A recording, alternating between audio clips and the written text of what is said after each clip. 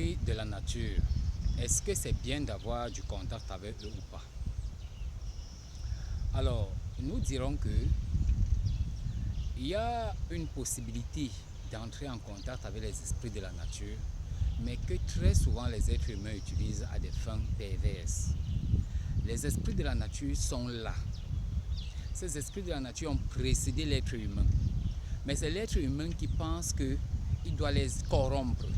C'est-à-dire, je veux dire ceci, c'est l'être humain qui pense qu'il doit prendre sa corruption, aller vers eux avec. Quand vous entendez qu'un esprit de la nature a fait quelque chose à quelqu'un, très souvent la personne est responsable de cela à 99%. Parce que vous ne pouvez pas marcher comme ça dans la rue jusqu'à ce qu'un esprit apparaisse, il vous gifle. Non. Si vous gifle, ça veut dire que vous avez un problème avec lui. Eux, ils ne vont jamais vous provoquer, ils ne provoquent jamais l'être humain. C'est l'être humain qui est l'auteur-compositeur de la relation. Et il va maintenant écouper après. Donc, être en relation avec les esprits de la nature n'a rien de mauvais. Mais il faut savoir pour quelle utilité tu veux être en relation avec un esprit de la nature. Il faut définir le problème. Il faut que ton projet soit noble. Si tel n'est pas le cas, à un moment donné, tu risques de te rendre compte que tu as scellé un pacte avec un esprit qui va te nuire. Parce que tous les esprits de la nature ont un rôle. Chacun a un rôle spécifique.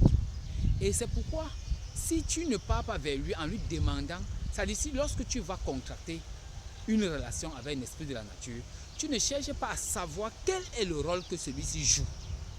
Tu auras des problèmes. Parce que nous voyons des gens qui ont entendu que le rituel pour avoir l'argent, il faut amener le lait au bord de l'eau.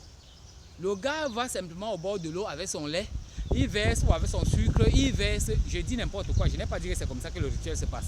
Je prends juste un cas de figure, que peut-être quelqu'un aurait entendu que pour avoir la relation avec peut-être telle entité, il faut, le gars porte son lait ou alors son eau ou je ne sais pas quoi, il s'en va verser, il récite ses prières et puis il rentre à la maison. Si même la relation est contractée, tu sais que c'est avec quel esprit que tu as contracté la relation. Si la relation est contractée, tu sais que tu vas mettre fin à cette relation après comment? Oui, il ne faut jamais contracter une relation avec un esprit sans savoir au préalable comment tu peux mettre fin à cette relation. Si tu ne sais pas, tu es mort en guerre parce que le jour où tu n'auras plus besoin de lui, il va te dire que moi je ne pars pas. C'est toi et moi jusqu'à. Et peut-être maintenant ce que toi tu veux faire est contraire au protocole qu'il faut suivre pour marcher avec lui. Voilà les problèmes.